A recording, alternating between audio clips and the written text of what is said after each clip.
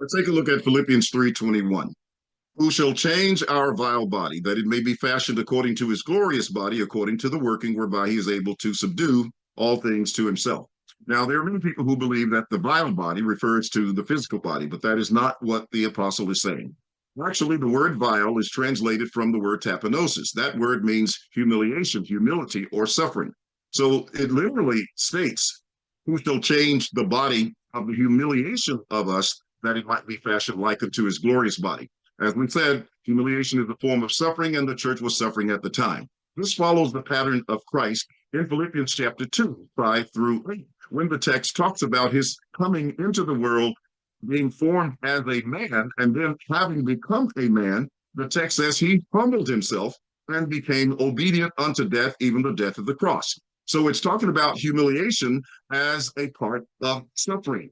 And Jesus Christ suffered, and then he was raised, and God gave him glory in his ascension as well. Now, that is the pattern that the church follows according to Romans 8:18 as well.